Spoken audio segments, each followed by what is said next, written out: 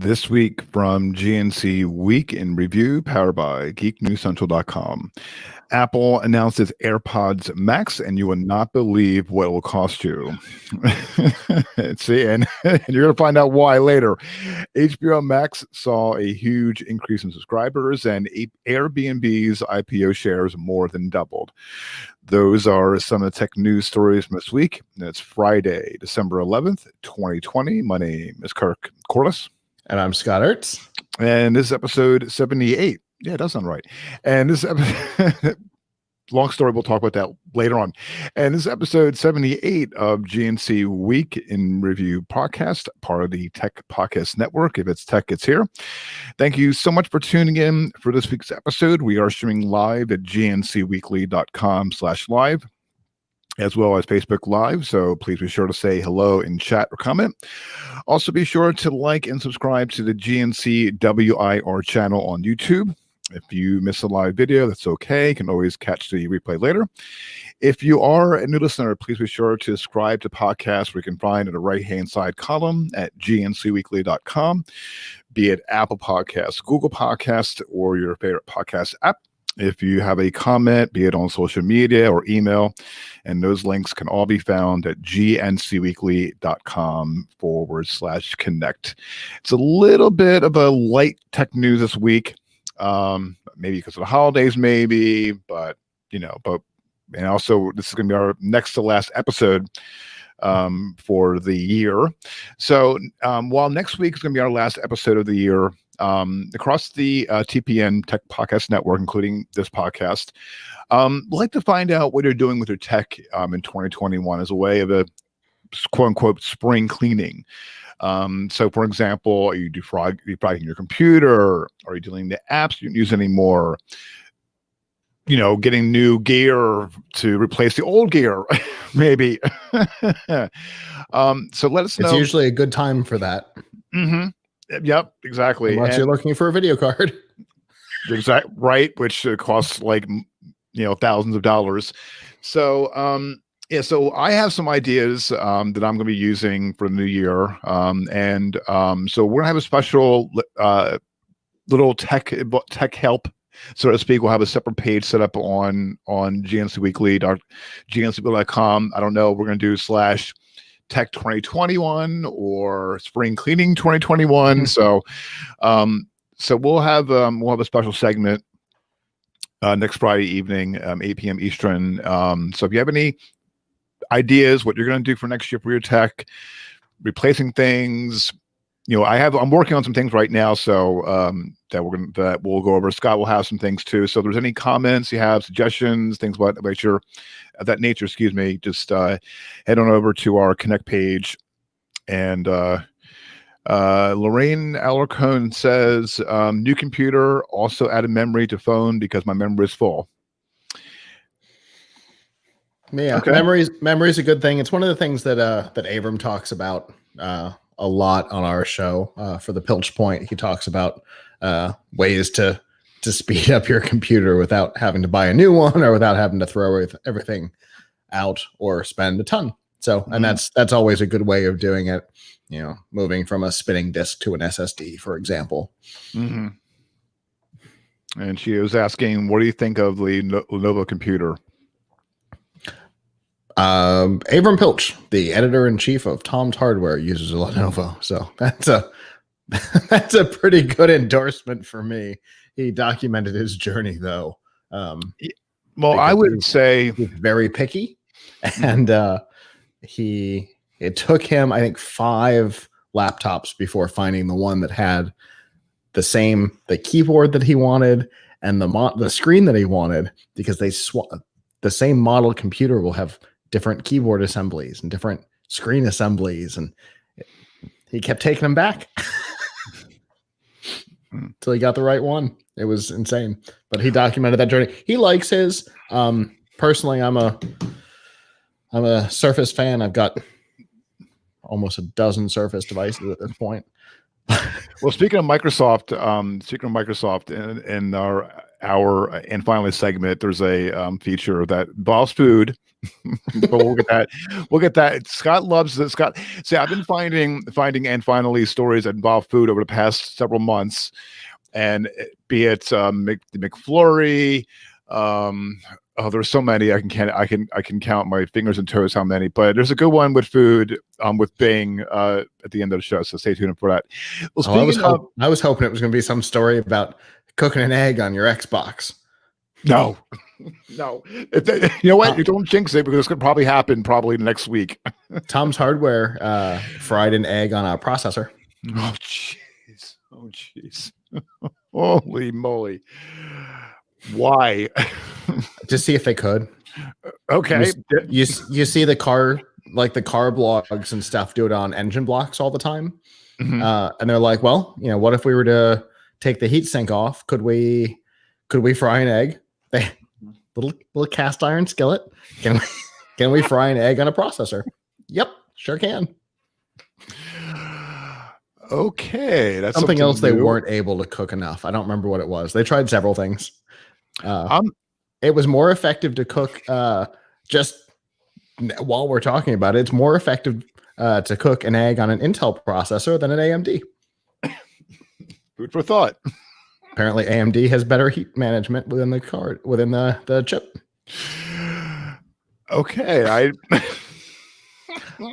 sometimes they get bored and they do weird stuff. Like the processor editor sometimes just gets bored over there. They do some weird stuff, and I love it. Anyway, that's not what we're talking about. That was what we're talking about. Talk about the other guys. The other guys. So with me, I'm not familiar with Lenovo. I have a Dell XPS 13, but what I would recommend, in fact, Tom's Hardware, it's laptop. What is it? Is it laptop? Yeah, it's the sister site. It's laptopmag.com, and at the top there's a laptop finder. Mm-hmm. And if you go there, the last time I was there was an error. If you find an error, let me know, and I'll let their editor-in-chief know. But if you go there, you can put in what you're looking for. I need a 15.4-inch screen. I need 8 gigs of RAM. I need an SSD. You can put in your specs, and it will give you their highest rated laptop within your price range, your size, that match your specs. So, I used Avram built it years ago. Okay, no, I highly recommend that site because I was leaning towards an XPS 13 or MacBook, and I was looking for certain things, and I was leaning between the two, and then when I pull everything that I'm looking for, Dell XPS 13, so sold, and I'm a happy camper ever since. Yeah, it's a really great tool. I send people to it all the time. In the podcast group, people are asking all the time, what do I do? Oh, it's broken again. I'll let her know. Okay. I apologize. The link is currently down. Okay. While we're live, I will let the editor-in-chief know as soon as we're off the air. All right, definitely check it out. It's a great site to use. All right, so while that's being done, we're going to jump in with the top story of this week, and it's a doozy. On Tuesday, Apple introduced their new wireless over-ear headphones called AirPods Max. Their features including high fidelity audio, adaptive EQ, active noise cancellation, and spatial audio. There's a lot of information. This is going to be the condensed version because this is like it is a very technical product, as audio products always are.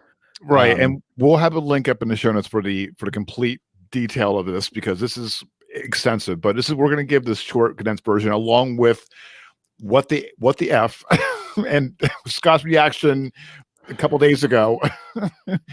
So yeah, that's right. I messaged you as soon as they announced them. You did, and you did. I messaged like 8 people. I couldn't remember everybody. No, you did. You messaged me, and I was like, and I agree with you 100%. And so we'll get in that in less than a couple of minutes. Now the comes in 5 colors: space gray, silver, sky blue, green, and pink. Apple's is saying the headphones feature a quote breathable knit mesh spanning the headband that distributes weight to reduce on head pressure. It features a 40 millimeter Apple design dynamic driver that is said to, now this is from Apple who's saying this, that's said to provide, quote, rich, deep bass, accurate mid ranges, and crisp, clean, high frequency extension. Each ear cup is equipped with Apple's H1 chip or, quote, computational audio to deliver the highest quality listening experience possible. It is priced at $549. It can be ordered on apple.com and the Apple Store app with availability beginning this coming Tuesday. So Scott DM'd me on okay, Lorraine says, Alarcon says, I think I bought the yoga. It's under the couch till Christmas. LOL. Okay, cool. I have a yoga upstairs. Okay, cool. All right, so Scott DM'd me, and his reaction was, Scott, without expletive, to quote Liz Lemon on 30 Rock, what the what?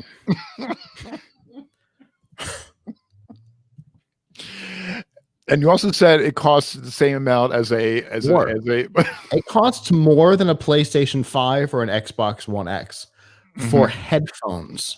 For headphones, right. Absolutely bonkers. And did you see now also what also struck me as funny is the case. People were throwing up memes on Twitter.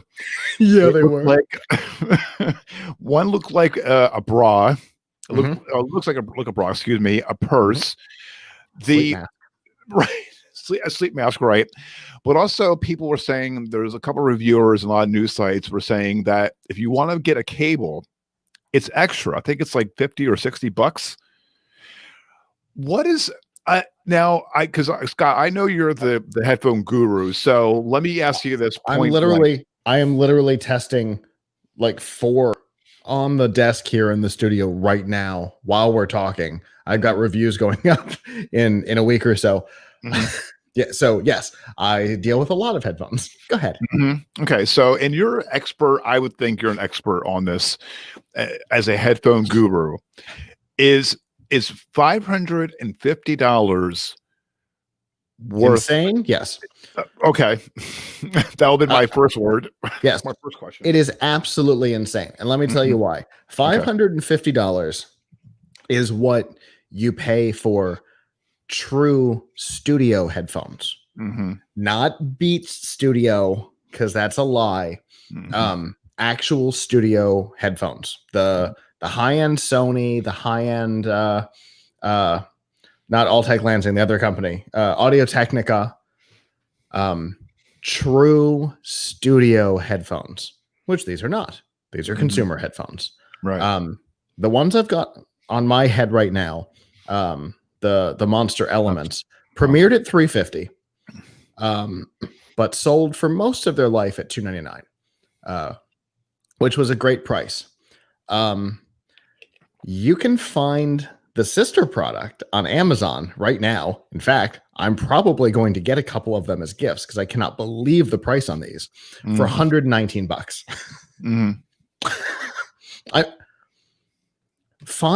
And obviously I know these headphones very well. They are my favorite consumer headphones I have ever put on my head, minus the ones that are over in the box that are broken. Thanks, Dave. I will. And Michelle. No, Dave put them on. He broke them. Oh, jeez. He put them over his big head and snapped him at the top. Oh no! Dave. I'm going to give you trouble about that for the rest of our lives. Anyway, they are my favorite consumer headphones I've ever used. I am super protective of these because I know that they've been discontinued. Their sister is still around, obviously at $119, which is ridiculous. But yeah, and these at $350 were pushing it. At $299, I think they found the perfect price point. And I haven't used these new ones, but I cannot imagine that they are twice these. I'm sorry. I cannot imagine that they are double these or in current pricing 5 times these. So I cannot imagine that. Okay, so taking Monster out of the equation for a second, let's say you're taking Monster out of the equation, $550 is still bonkers. Yeah. Oh, yeah. Okay. Because again, they're consumer headphones. They're not studio. They've got EQ, which knocks them out of studio contention because you can't have EQ in a studio because you're trying to perfect sound. So they've got EQ, which means they've got an alterable sound profile, which is not what a professional wants, which means they're consumer headphones. Consumer headphones at $550 when the PlayStation 5 is $399, $499, doesn't matter. Right.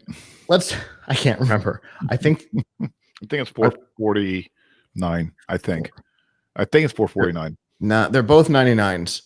Okay. It's the Xbox is $299 and $499. That's got to be what it is. So it's got to be $499. So for $50 more than a fully functional computer is insane. I'm sorry. Yeah.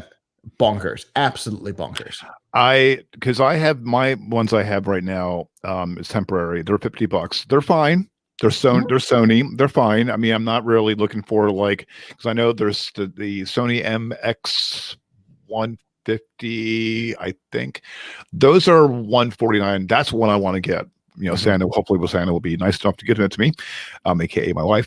But they're great headphones. But I saw when I saw the reviews and I saw MKH Marquez Brownlee. Let's say his full name, did it, and they are huge. And P.S. Like when you take off the cups and you want to replace them, it's additional $60. I'm like, that's why I just was like, I mean, I'm not an Apple fanboy. They're great, have great products. Don't get me wrong. If you have Apple products, God bless you. That's great. Obviously, I think people know where my allegiance lies on products, and yet, sitting here just within reach. I mean, I do have Apple products literally here within reach, and this is, unless they send them to me, there won't be a review of these, because sometimes we'll buy the products ourselves, but they're. I cannot imagine a scenario in which the value of these is higher than that of a fully functioning gaming console. And Apple's, look, we're going to draw a line in the sand, right? Pre-Beats and post-Beats. Pre-Beats, Apple's never been good at audio. They have been terrible at audio. They've pretended to be good at video, and I don't care about that, but they've never been good at audio. First thing everybody did when they bought an iPhone was got different headphones because the AirPods were horrible. They still are. I can't fit mine in. Yeah, they're terrible. Stupid idea. And they sounded bad, which was just insulting. And then they bought Beats, and theoretically, people believed they were buying audio know-how. Right. They weren't, because the audio know-how for Beats was in Monster. So they didn't buy audio know-how either. They bought reputation, I suppose. And they've tried to parlay that into their Apple branded products now. I don't know why they didn't stick with Beats. I think that was a mistake, but whatever. All of these should be Beats branded, but whatever. Because then you could justify it, because you've got Dr. Dre's name behind it. Beats has sold, or at least offered, headphones at the $449 price point. Maybe not the $549 price point, but $449. They could have made it work there. Right. I don't know. I think $549 is going to be a struggle for them. I think there's going to be the fanboys, which is a shrinking market segment, because the more stuff comes out about Apple, violating labor laws in China and stuff like that, the less the less the fanboys are sticking with loving the company so hard. So you'll have some people that'll have to have them because they've got the Apple logo on them. Right. And I think the majority of people, I think these are going to go down with the HomePod. I think these are going to be a thing where in 5 years, people are like, oh my God, I forgot they made those. That's my guess, because the HomePod was the same thing. They sold like 8 of them. It was like the Microsoft Kin. It was a joke. I know people who are heavily invested in the Apple ecosystem who looked at the HomePod and went, no. Yeah, I know a couple people, and I think Todd's is heavily. He has a lot of Macs in his studio, and I think he has an iPhone. Yeah, he does. No, he did. He did at one point. I thought he had switched to Android at one point, though. Yeah, he has. I know he might have one of each. Yeah, you know what? You're probably right. He's a little bit like me. Right. But I would love to hear people's thoughts about it. Is these AirPod Max worth $500? Let us know. GNCweekly.com/connect. Would love to hear. We would love to hear your thoughts, because there is the fanboys, but on a grander scale, a lot of people want good quality headphones, but are not going to spend a car payment on it. I've got a pair of the most interesting earbuds I've ever seen in my life sitting on the desk over here. I think they retail for $99. Fair. They sound fantastic. Yep. And they've got 3 modes to them: full wireless, sports wireless, and wired, which I've never seen before in a product. And they retail for like $99. Yeah. Oh. I cannot imagine. Again, $119. I cannot imagine finding a way to justify $549 unless you work in a studio, and in which case you can't use these. Right. So, I mean, the company Ashdown Engineering, that makes probably the best guitar amps on the planet, also makes unbelievably high-end headphones, and they're not $549. This is a company with decades of experience in pixel perfect audio, and their headphones aren't $549. Marshall, the guitar amp company, doesn't make $550 headphones.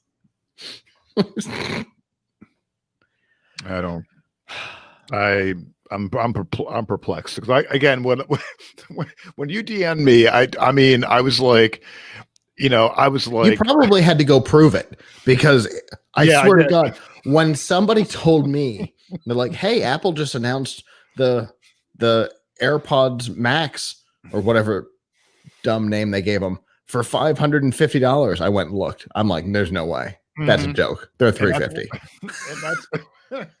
And that's when I was working on the show. When good timing, right? Exactly. And I'm working on the show, and I'm looking. I'm like, my jaw literally hit the floor more so. I'm like, and then I saw some of the reviews, and I saw the Marquez Brownlee's video, or his first impression, and I'm like, like I said again, with that was comical to this. I'm still giggling about it.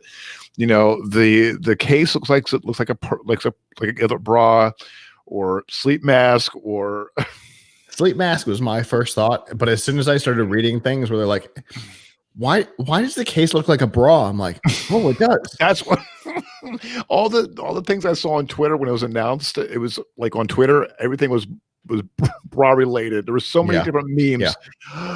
Oh, goodness gracious me. If Katy Perry ever does the Super Bowl halftime show again, she's wearing one of those cases.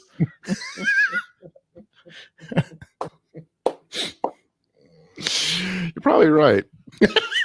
You're probably right. Now I'm gonna have visions of Katy Perry now burned in my memory with that case now. I'm okay with that. All right. Not my problem. There you go. All right. Other news this week in at HBO Max news, AT&T, another funny name, AT&T CEO John Stankey. Oh, I swear he must get teased. He must have got a lot teased as a child. Oh yeah, middle school was horrible for him. What is it? What is it? Do you know it? Do you know his middle name? Oh no, I have no idea. Oh, okay. No, but with the last name Stanky, middle school was rough for him. Oh, okay. I thought I said his middle name. Oh, okay. No, middle school was rough for him. Middle school was rough. Okay. There's no way it wasn't. No, absolutely not. I feel to this day I chuckle, but also deep inside I'm very sad for him. Anyway, any kids he might have. Right. God bless the kids. Anyway, he revealed that the service is seeing, quote, improved traction, going from 8.6 million activations at the end of September to 12.6 million. These numbers include cable subscribers enabling the expanded source on their accounts, which many of them have yet to do, as well as AT&T customers, wireless customers who use the app. He told investors during a conference on Tuesday that it's using its service to stream Warner Brothers at the same time. They premiere in theaters as a, quote, win-win, which is not how director Christopher Nolan feels about it. He's not a happy camper. More than him. Oh my God, theaters. And that's come up a little bit later. We'll get in that later. After referring to HBO Max as, quote, the worst streaming service, ouch, he told the Associated Press, quote, it's not a good business decision. It's all a bit of a mess. His movie Tenet did not make his debut on streaming, and will come via video on demand next week. That movie's limited take of the U.S. box office apparently influenced the WB decision on his 2020 film release strategy as Warner Brothers. CEO Ann Sarnoff said on CNBC that the movie's take indicated, quote, the U.S. is not quite ready to fully reopen and have full engagement of fans back into theaters, hence this new strategy. She also says that filmmakers and stars will, quote, get to share in some additional economics from HBO Max, quote, but didn't specify how that will work. So it's good on HBO.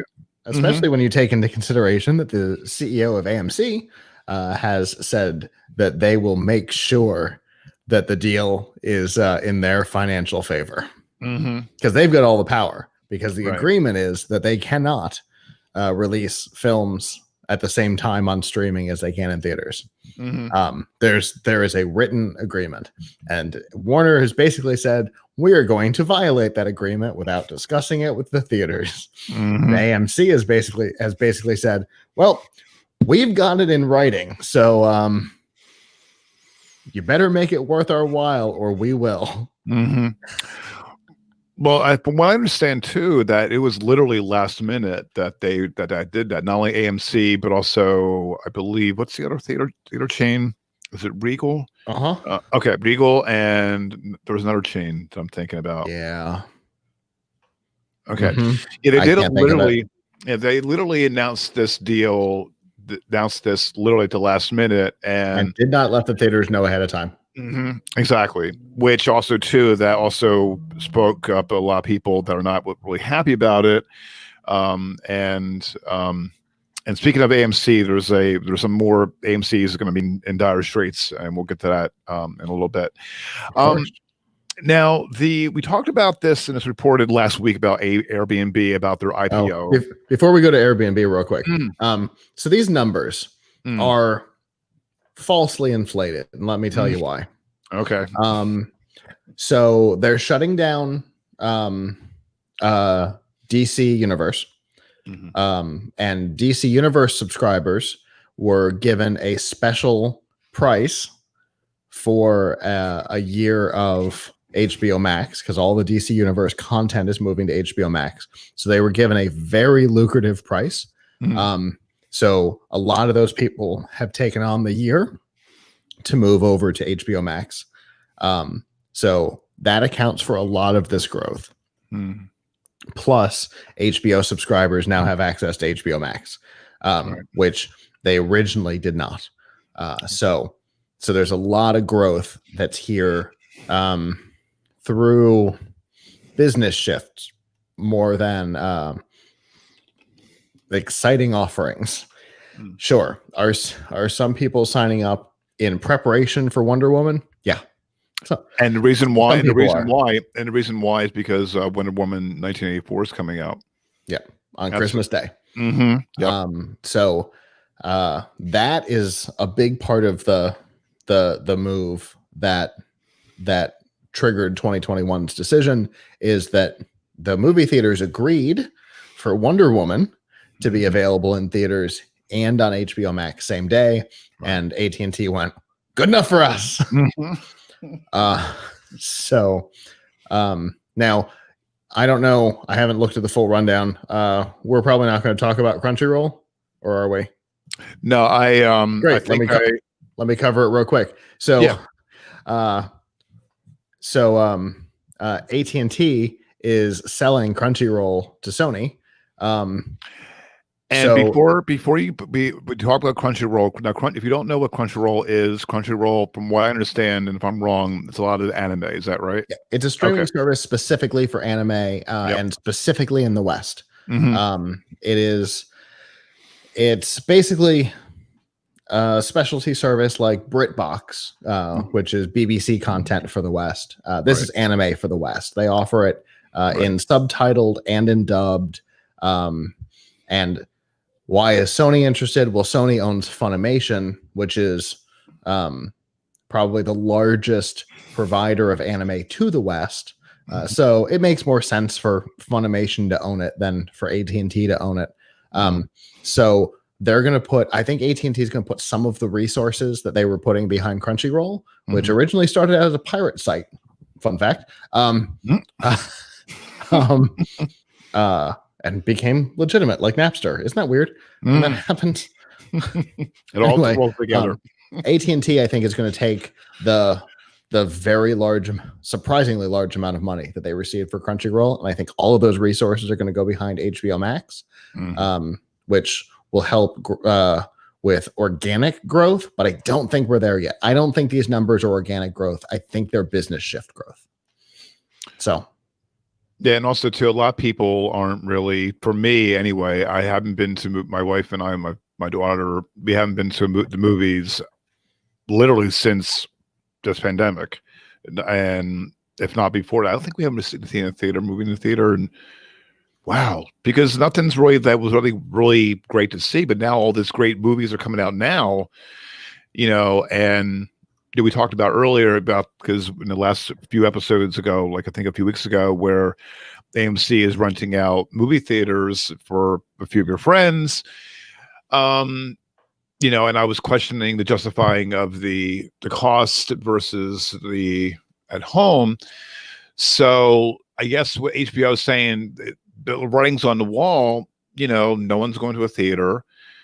So, and but also the movie, the distributors, and they have to get paid somehow. They're not going to get it from ticket sales. So, maybe maybe this is a good play for them now and in the future. It's definitely a big move. One way or another, it's a big move. I think they've put a lot of money behind HBO Max at this point, and they can't have another failure, another media failure, right, under the AT&T name, because DirecTV has been a disaster. Most of the Warner Media acquisition has been a disaster. So they can't have, HBO Max cannot be failure 3, or we're going to see some executive shakeups hard. And I remember the failure, and I know we were talking about this last week about with AOL and Time Warner, and their one of their movie companies. It was New Line Cinema. I knew. Was it? Yeah, it was New Line Cinema. When with AOL and Time Warner, when they got all those properties, New Line Cinema. Remember, and I was like thinking out of the top of my head. I remember, and I was going to come to me eventually. It comes 2 weeks later, but. It happened. But it was New Line Cinema. They were part of AOL Time Warner, and they haven't been that movie company hasn't been around since then. So I think that they really want to put they want to go all in, but hopefully it's not going to be, like you said, it's not going to be a huge money loss. So yeah. Anyway, okay. All right, but we'll get into AMC in a little bit. Lots of media stuff happening at AT&T right now. A lot of media. Yeah, it is. So there's a little bit of news about AMC a little bit later. All right. So we talked about Airbnb last week and about they opened up their IPO. We were discussing, should people get into the stock and, as an investment? Well, their shares ended up today more than 112% on its IPO on Thursday. This is from what CNBC is reporting. Excuse me, it's the latest tech stock to show monster gains in its first day of trading this year. Shares of Airbnb originally priced at $68 Wednesday night, but showed a massive increase Thursday afternoon when it opened trading at $146 per share. Shares closed the day at $144.71, giving the home sharing company a market cap of about $86.5 billion. It's more than double the valuation it saw in the IPO just a day ago. That puts Airbnb past the market cap of travel giant Booking, which has a valuation of more than $86 billion. Competitor Expedia has a market cap of more than $18 billion. It also, the market cap surpasses hotel chains as well. Marriott, Hilton, they hold caps of more than $42 billion and $29 billion respectively. Delta Airlines has a market value about $30 billion. The first day surge made Airbnb the 10th best debut in 2020 based on price gain from its IPO. They trade on a ticker on NASDAQ ABNB. Airbnb CEO Brian Chesky said in an interview with CNBC on Thursday ahead of the IPO that the platform is considering a changed ways travelers looking to plan their trips now that remote work is a possibility for many. He says, quote, "Now that people are coming to Airbnb, they don't even necessarily have a destination in mind or dates because they're flexible. We're all obviously on Zoom." Who isn't? And so people are saying, quote, "I want to go anywhere 300 miles around me. What can you show me?" He also says now we're going to be getting a little bit more of the game of inspiration and matching people to the perfect home experience for them. He also says he isn't too concerned about valuation. He says also, I don't think I'm going to worry much more than in April and May when we saw our business drop 80% 8 weeks in the middle of pandemic. I'm sorry. There's some very happy people, happy people getting this IPO. I still think I'm concerned because this, the way the economy is nowadays, I think the stock's going to drop. So it already has. So here's the thing about this huge gain. The $68 on Wednesday night was not a public price. The $68 on Wednesday night is what the shares of the company were valued before going public, not what they opened at. They opened at 146, which has nothing to do with anything except what investors believed the day was going to look like. Right. And it did okay. The actual IPO, which is private, despite the P being public, at 68 is actually a private offering. So the gain is a little false. And this happens a lot. A lot of like tech sites get real excited about these numbers and they mean very little to anybody except those who currently own private shares of the company. Those are the only people who should care about that 68 to 146 because they could have priced that anywhere. But it almost immediately dropped and is currently sitting. In fact, if you look at the graph of the last 2 days, it is just a straight line doing this. It is currently at 139 and a quarter, so it's lost 5.5% in a day. Yeah, if you're watching the live stream right now, it closed at $137.60, and that was about over an hour. That's after hours trading. Those numbers are fungible. You can't after hours numbers aren't official. So that's why if you're watching live, you'll see up at the top, no matter what he does, the number is still 139.25, because that is the close of the day. All that other stuff gets reconciled at 9 a.m. tomorrow. It's Friday, Monday, 9 a.m. on Monday. So all of those numbers, those after hours numbers, are odd. So yeah. So 139.25, but yeah, you're right. It's gone in after hours trading. It's gone down another, $2. Oh, I'm sorry. That's $5.50, not 5.5%. So that works out to 3.25% since opening. So that'll bring us up to about 5% drop since it opened yesterday. That's not a great graph. just see it doing this on your averages. But yeah, that 112% gain or whatever is kind of a false number that people get excited about. This has been reported. Well, this has been reported by everybody, CNBC, and everyone's getting.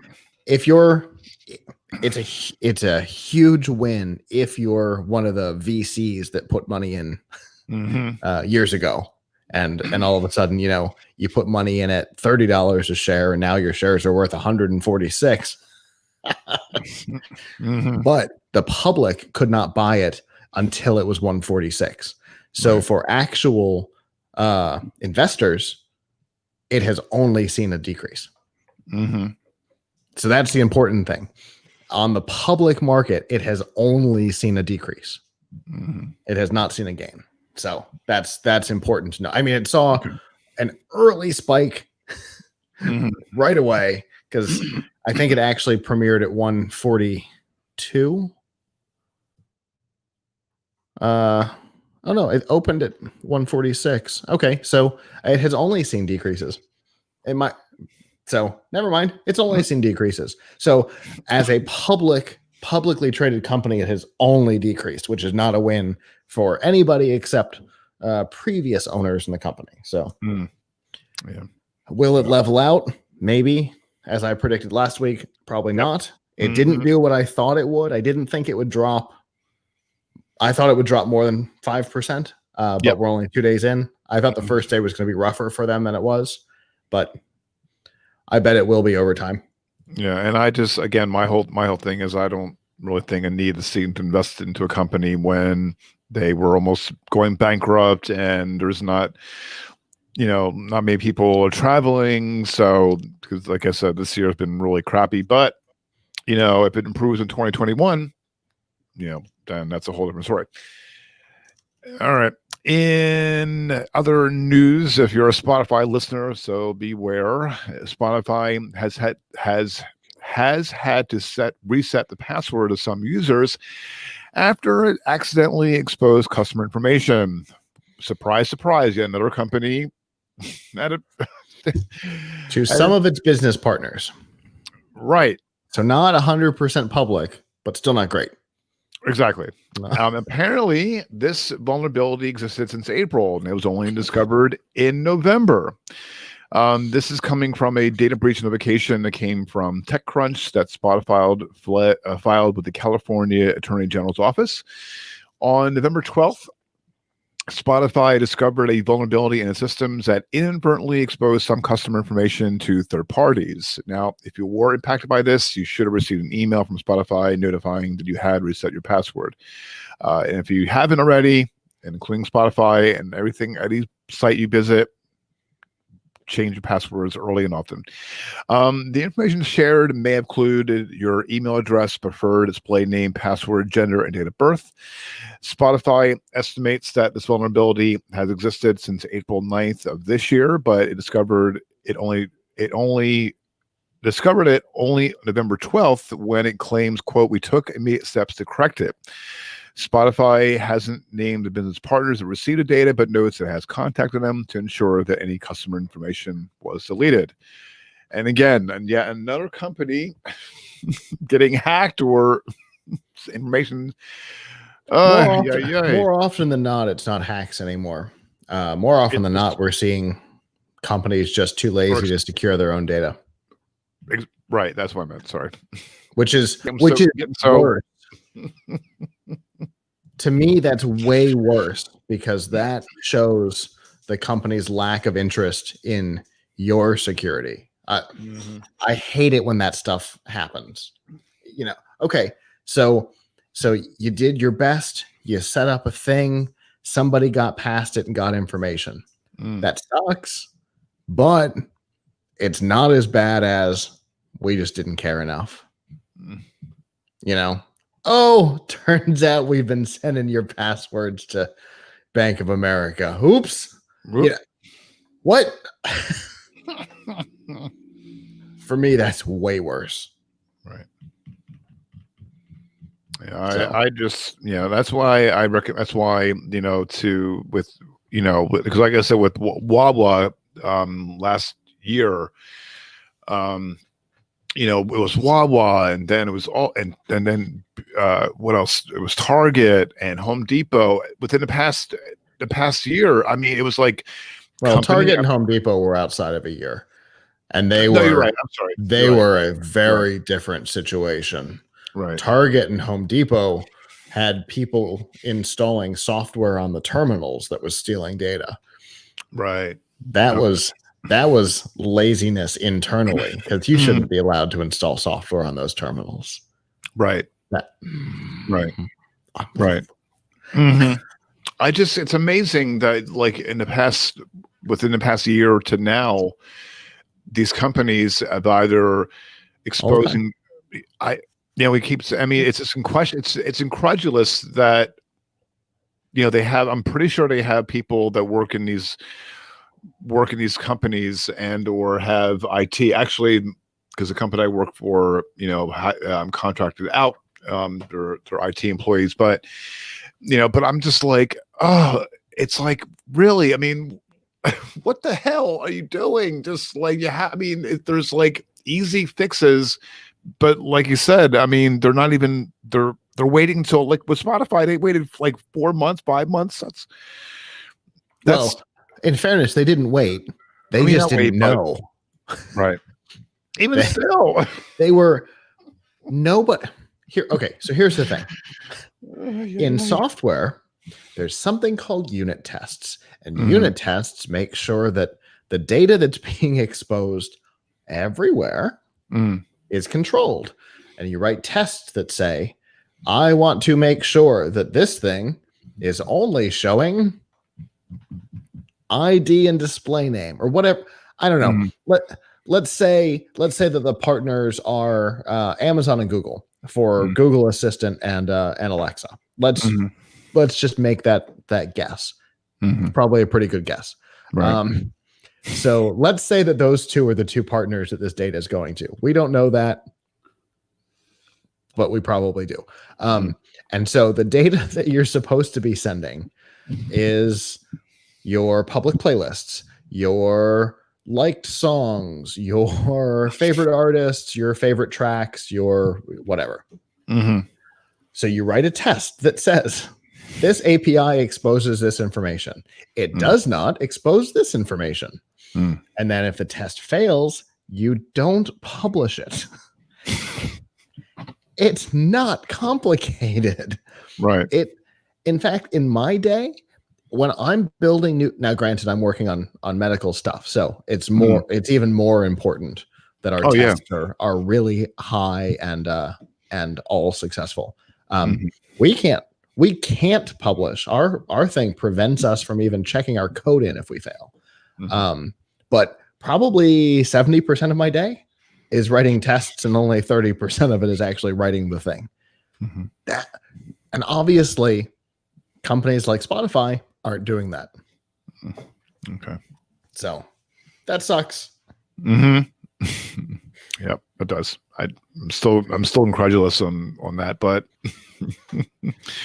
I hope that we don't see more of this in the future. I really don't, but I don't want to jinx it because here's a little bit of helpful information for everybody out there thinking about writing an API. Passwords are never exposed. 100% never exposed. That's why when you forget your password, they don't tell you what it is, because they don't know either. You have to change your password. Oh, you don't remember what it is? Great. We'll make it so you can reset it, but we can't tell you what it currently is because we don't know what it is, because the API can't tell you, because that's security. Yep. Spoken. True words spoken. True words have been spoken. All right. Speaking of AMC earlier, AMC Theaters is warning its investors that it doesn't find $750 million, it will run out of cash by the middle of 2021. The company... Hold on. Wow. The middle of January 2021. Yes. We're talking like 5 weeks. Mm-hmm. Not 6 months. Not the middle of 2021. Mm-hmm. Like 5 or 6 weeks from now. Yep. Oh. Yep. That's like Radio Shack level end of life panic. And Radio Shack comes full circle again. For those who are watching live, I got a Radio Shack shirt on today. Oh boy. The company issued new public documents today. Excuse me, announcing that because executives can't predict what the supply of movies will be like, and it's unclear if people will even file into theaters again soon, the company is unsure of how much money it can make. Specifically, AMC documents note that executives can't know, can't know with, quote, certainty the impact of the Warner Bros. Announcement or any similar announcements regarding the release of movie titles concurrently to the home video or streaming markets. The documents also is adding conversation with studios like Warner Brothers and Disney have yet to take place. Of course, Disney Plus, if you have heard, I was wondering if they were going to throw Disney under the bus or if they were just going to go after Warner Brothers there. Right. And also Disney Plus increased their monthly from $7 to $8. Anyway. But they've got a new bundle coming that's going to offer Hulu without ads. And ESPN. Well, the current bundle is all three of them, but it's Hulu with ads. Right. Which is why a lot of people didn't go, because most people who are interested in that want Hulu without ads. So they're adding that. But Disney made the same announcement this week that Warner Brothers made last week, that 2021's films are going to come to Disney Plus and theaters at the same time. So I was wondering if AMC was going to throw Disney under the bus here. It may not have had time. No, not yet. Case in point. Because the announcement may have come out after these documents were filed, because that happened last night during their investor presentation. Right. And that's when they announced. Right. So announced lots of stuff. 10 new Star Wars shows, 10 new Marvel shows, a mess of movies. Yep. And all of the movies for 2021 will be coming to Disney Plus alongside theaters, same as Warner Brothers. So I was wondering if they'd throw them under the bus here. I'm pretty sure that eventually they will. Now AMC is facing challenges that, quote, have been exacerbated by Warner Brothers movie. Last week, Warner Media announced that Warner Brothers, we talked about this earlier, will release its movies on HBO Max on the same day they premiere in theaters. At the time, AMC CEO Adam Aron blasted the decision. One he only heard about an hour before Warner Media announced it publicly. Case in point, last minute. In a statement, Aron said that Warner Media, quote, intends to sacrifice a considerable portion of the profitability in order to subsidize HBO Max. As for AMC, Adam Aron says, we will do we will do all in our power to ensure that Warner does not do so at our expense. We will aggressively pursue economic terms that preserve our business. See, that was the quote I mentioned earlier. Mm-hmm. And the I don't know where this comment came from, so I'm going to I think this is from the quote. I'm sorry, because when I was doing the script, I don't know where I got this quote from, so I think I clipped it for some reason. Bob Chapek is the CEO of Disney. Okay, good. Okay, I think Bob Chapek is the new CEO of Disney. Okay, I didn't know why I put this in, but I think I was trying to condense it down a little bit. He said, "That's what you're looking at there. That's a quote from the Disney CEO." Right. Okay. That's okay. Cool. Because like I said, when I was compiling everything down, he said, we had $13 billion at Bacchus last year. Obviously, that's nothing to sneeze at. So that's reminding investors, that comment there, because that was part of the investor presentation. That is reminding investors that that they're not trying to screw over the theaters. Mm-hmm. They did $13 billion in theaters last year. They're not trying to throw that out the window for $8 a month. Right. They do intend to go back to theaters because there's way more money to be made there. That's what he's saying there. But he's trying to prevent, during the presentation, he was trying to prevent AMC being as mad at Disney as they are at Warner. Mm-hmm. And that's what that quote is. Like, seriously, we know that theaters are important. Right now is not working. We have to do something right now. We promise. We know that theaters are important. And whereas Warner's like, 2021's over. Which is a very different announcement, a very different tone to the announcement, where Warner's just like, well, whatevs, watch it wherever you want.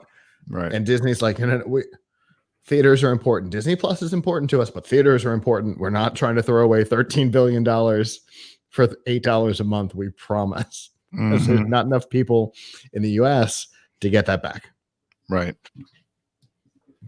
And something's gonna tell me again, this is not gonna be over, because and something tells me that they're gonna, I think Disney Plus and everything, Disney Plus is gonna get thrown in the bus, and something's gonna happen where there's gonna probably be a lawsuit. Well, AMC still has the contract that like the theaters still have contracts with the studios to release in theaters, and to have a delay before they're allowed to be anywhere else. So, I mean, AMC has the legal footing on this, unless you get some sort of a weird trying to be activist lawyer or judge involved in something. This seems like a pretty open and shut case if it has to go that far. Right. Because the contract says if we're going to bypass the rules, we have to talk about it. Neither of the companies did.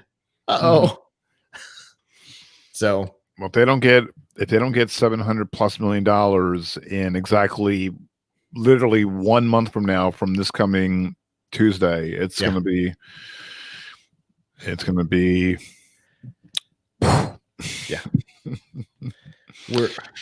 Avram and I talked about this on the show last week. We think you really had a good, healthy conversation about it. We think that what's going to happen here is that the days of the megaplex of the 80s and 90s are over, and that we're going to go back to the movie palace. One or two, maybe three screens in a really busy area.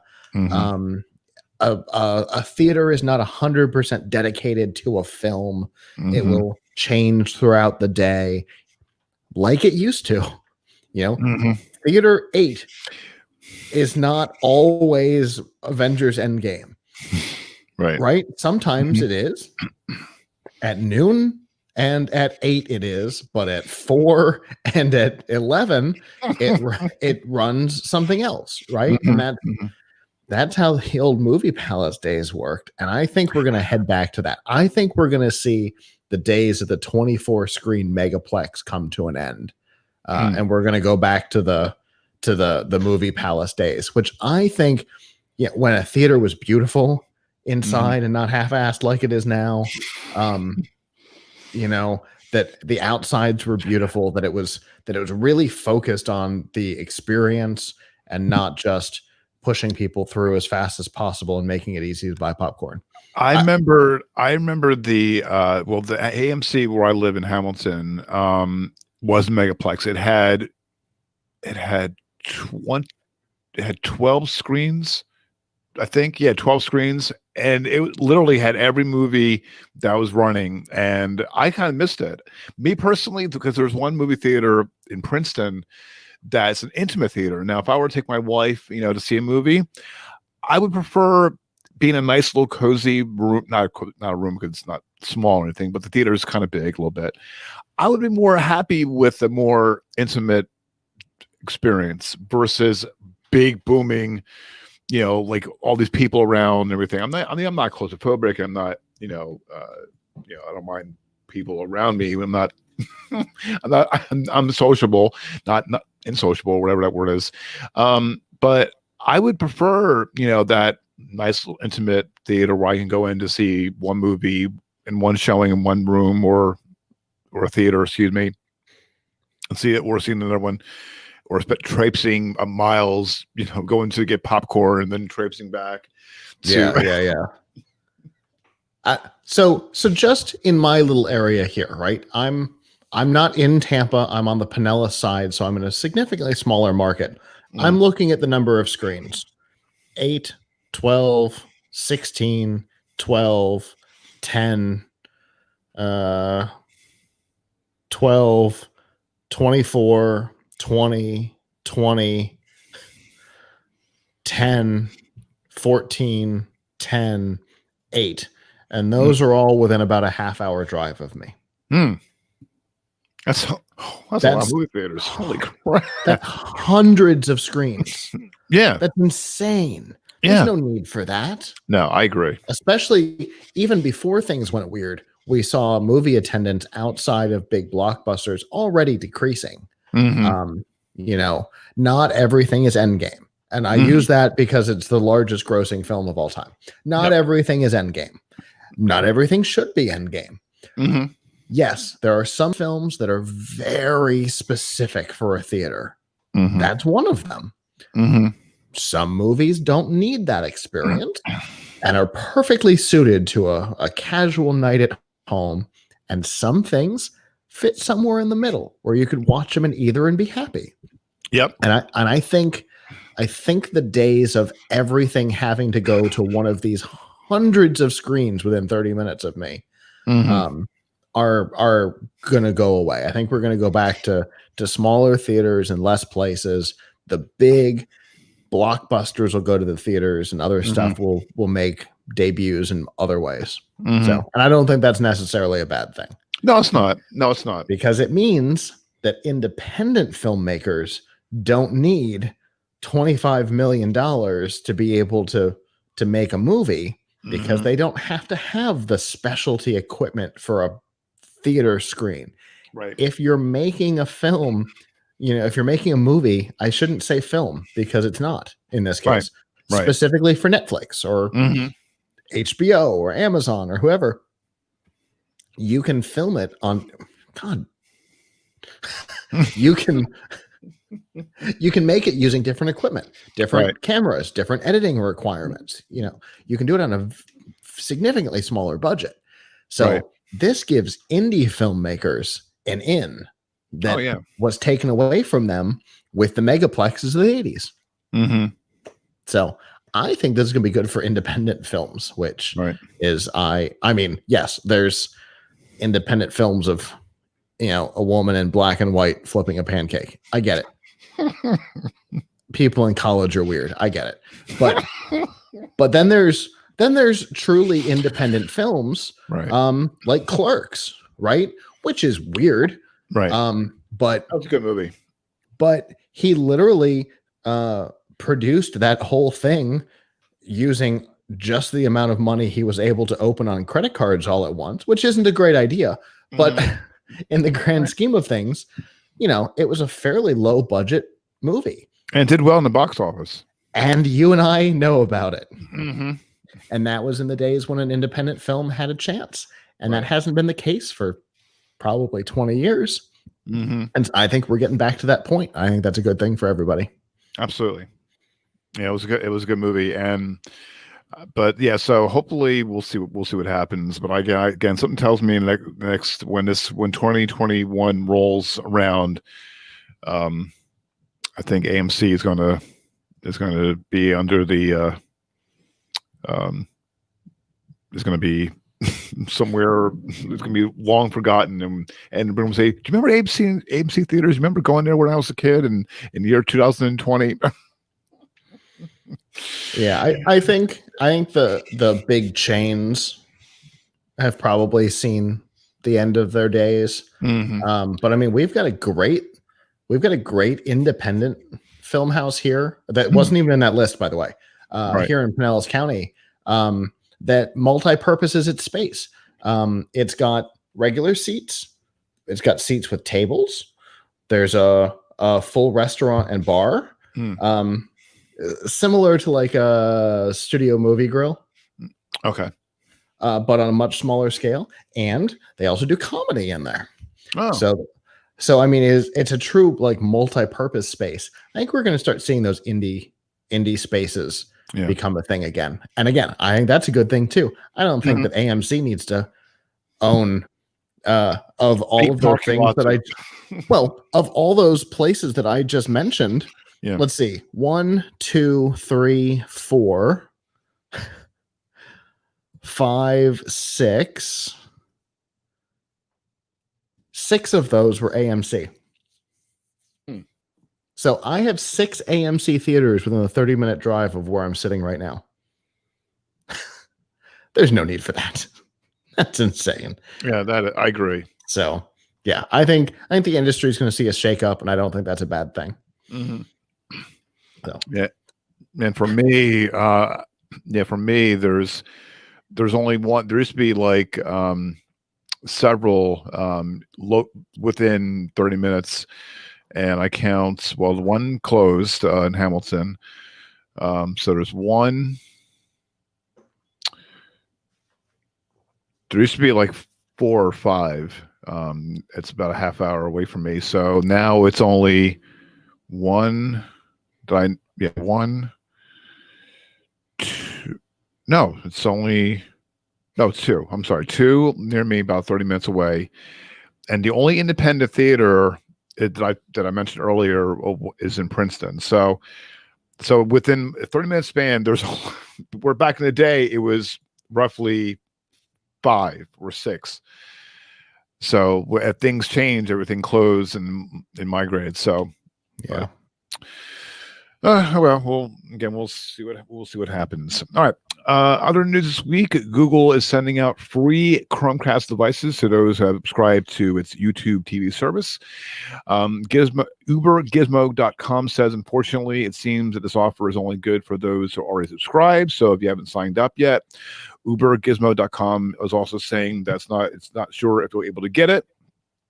According to Google, quote, "We want to say thanks and offer you, a longtime friend of YouTube TV, a new Chromecast with Google TV, on us.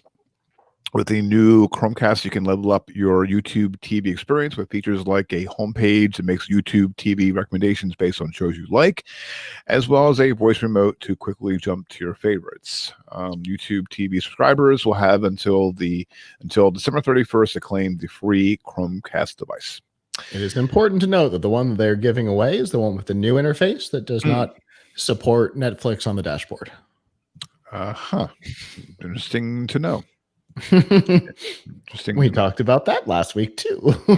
So if you're more on the streaming side of things, a little more detail, f5live.tv/join us for refreshing technology Sunday evenings at 8 p.m. Eastern time. 9 p.m. Why I keep doing it? 9 p.m. Eastern time. Damn. It's okay. We're on it. We're on 8. We're on at 8. So 9 p.m. 9 p.m. Eastern time. I do it too. I get the 2 shows mixed up all the time. Which one's at 8? Which one's at 9? I came into the studio on Sunday at 7:30 and I'm like, oh, wrong day. Wrong day. I'm putting batteries and stuff. I'm like, oh, right. This is Sunday. Never mind. So it's fine. I do it too. All right. Very good. It's All my right. show and I don't know what time it is. Right. Well, and you keep reminding me I did screw up a couple times. I think maybe this is the second time or the third time. So, all right. It is what it is. Right. All right. Next up over, if you're watching live, over on, do you need help with your tech? And we're going to pull this. There we go. Okay. Over on makeuse.com, has your bank account been hacked? Speaking of things that's been hacked over the years. Interesting. Right. What an interesting topic for you to bring up, because I am in the process of writing a very detailed expose on a bank who has no security on their accounts, it seems. Oh, rut-row. Well, that's good. I lost money to them, and I will be writing all about that experience, and I'm going to make sure it costs them more than the money they won't give back. I would love to hear what happened. And okay, so there's 5 ways you can tell if your bank account has been hacked. Small, unexplained payments. Unexpected. Check for anything under $100, oftentimes at a gas station. Mm-hmm. Yep. Unexpected notifications from your bank. A call claiming to be your bank demands information. Never give information to a bank calling you. They will never Exactly. do that. Exactly. 100% will never do that. And if they do, if they have to call you and then verify that you're who they are, they will tell you, hi, I am so-and-so with Bank of America. That's not who I'm writing about. Okay. This is Steve with Bank of America at the fraud department. We need to verify that you're who you are. Call the number on the back of your debit card, and we'll continue the conversation. Like, you make sure we're who we are before we can make sure you're who you are. That's how it works. If they call you and ask for information, it's wrong. Don't do it. Right. The company I work for, where they call customers about their account, they're not going to provide the full account number for security purposes, and also emails as well that my company sends out. They're not going to send. They're only going to send the last 7 numbers of the account number, and I explain to customers because of the security protections that the company has. And when the company calls, they're not going to demand, because we have to follow guidelines where there's security practices we have to follow, and policies. It covers covers the company's butt and my butt.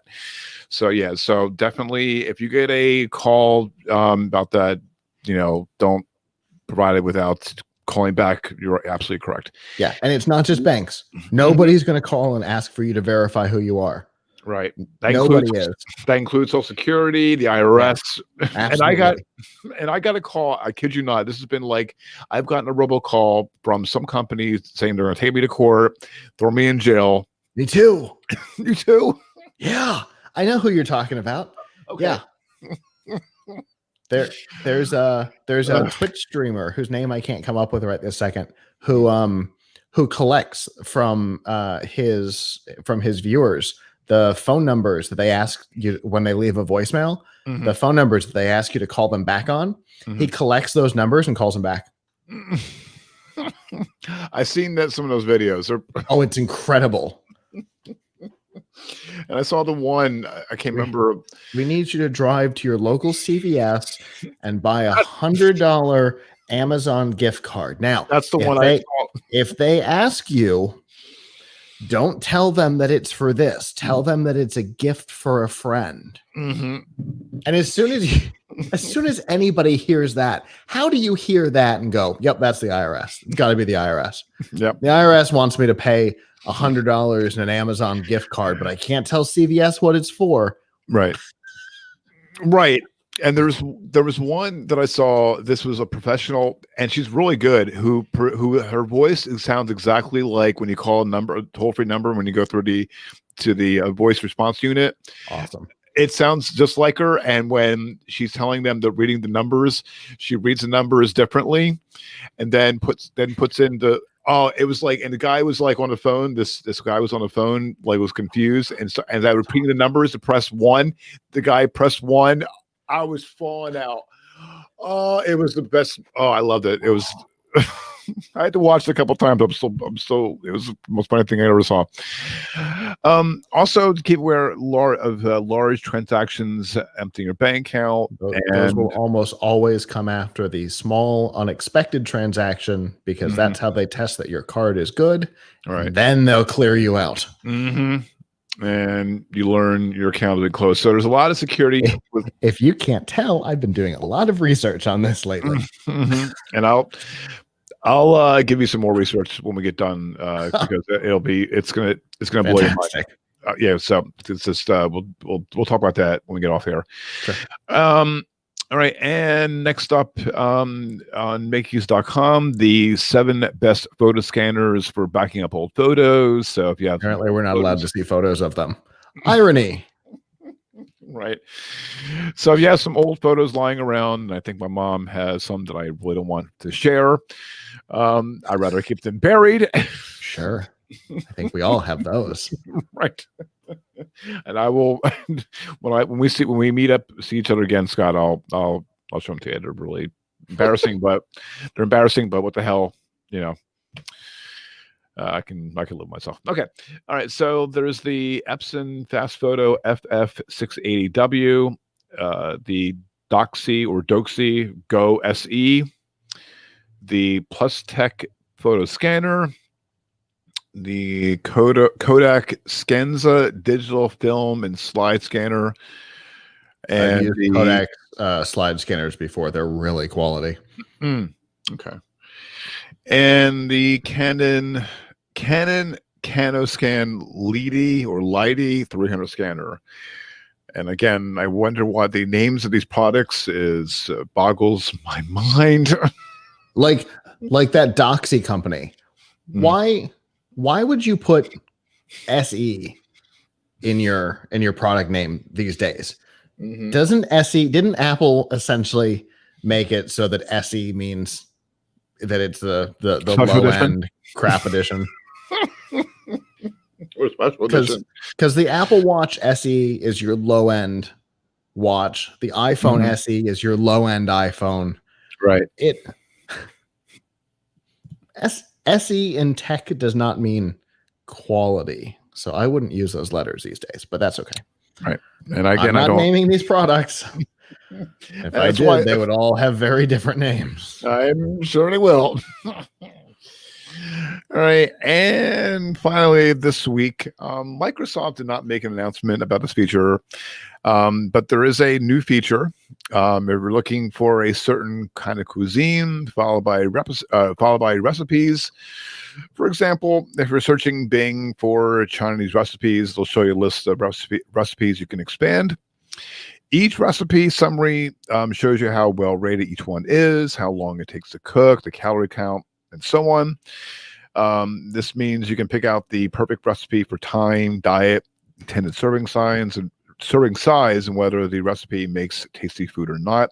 If you worry about your waistline, just by looking at the pictures, you can select filters at the top of the search. There's low cal, low carb, and low fat. You can also tell Bing to only show the top-rated recipes for when guests are coming over. So pretty cool.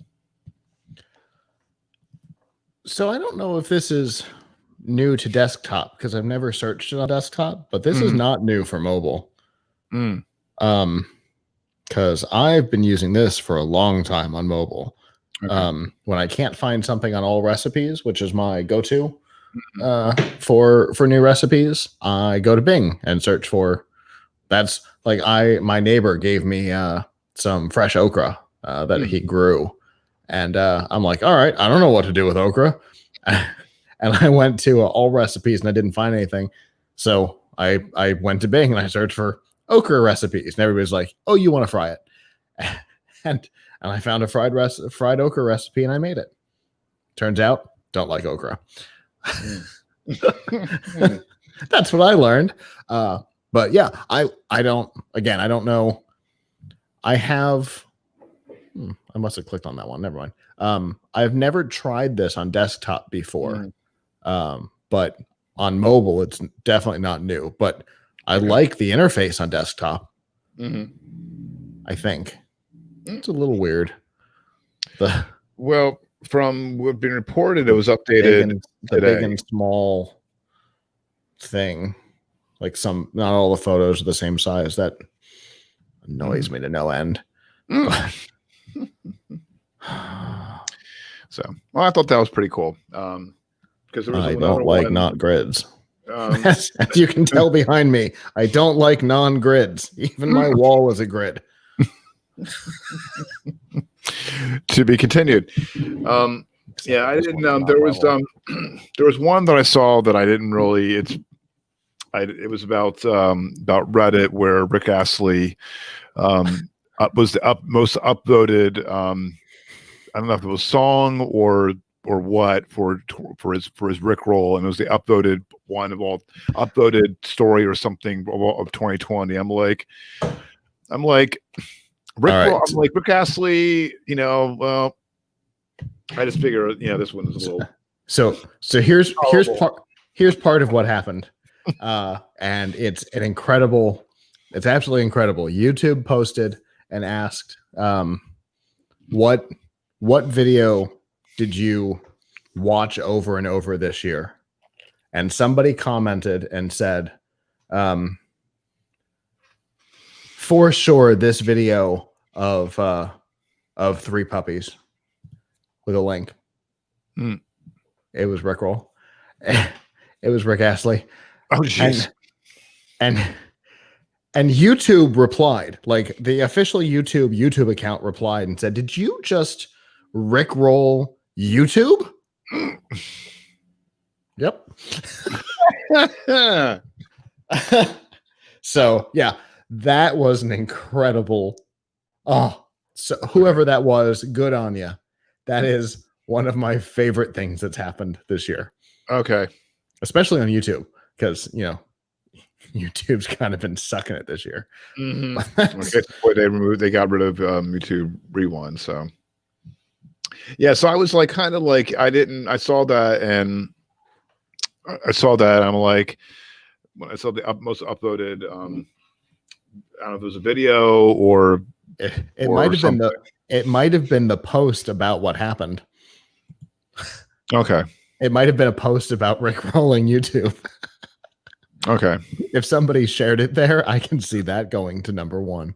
Okay. Yeah, I didn't know. Like, I'm toying with it, and when I saw this, I figured, well, I know you're a Microsoft guru, but I figure, at least, But like I said again, involved you've made me find a new recipe, so it's a win.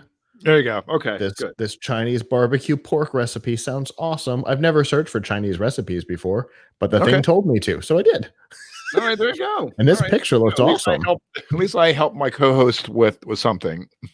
So hopefully I can, maybe this can beneficial for some other folk as well. So I'm buying pork tenderloins tomorrow.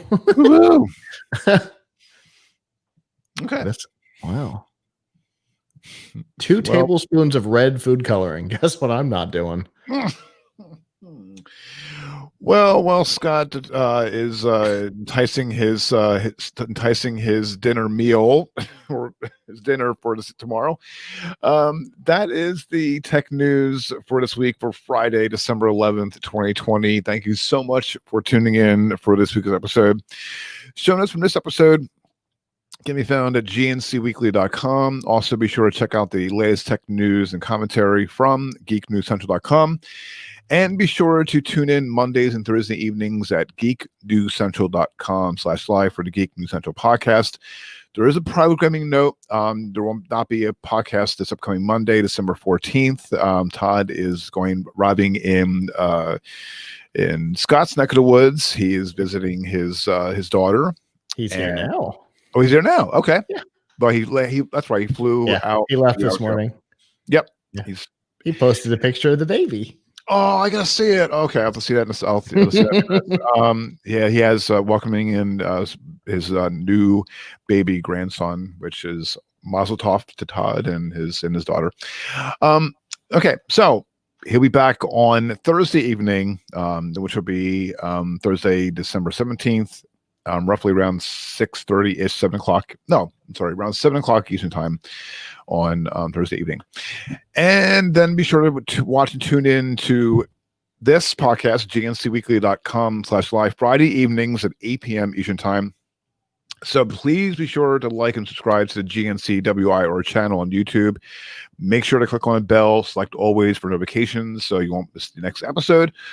Or, be sure to subscribe to this podcast on your favorite podcast app, and also be sure to tune in with Scott and Abram Pelch on F5 Refreshing Technology Sunday evenings at 9 p.m. Eastern at f5live.tv/join us. If you have comments on this episode or what food you're searching on Bing, we would love to hear from you. Including what are your plans for your tech spring cleaning? Still looking for a title. We'll probably come up with something in the next few days or this upcoming week. Head on over to gncweekly.com/connect and connect via email, Twitter, or Facebook. I'm on Twitter. I'm at Kirk Corliss. Scott is on Twitter at Triple T MABO. Till the next episode of GNC Week in Review. So long. Ciao.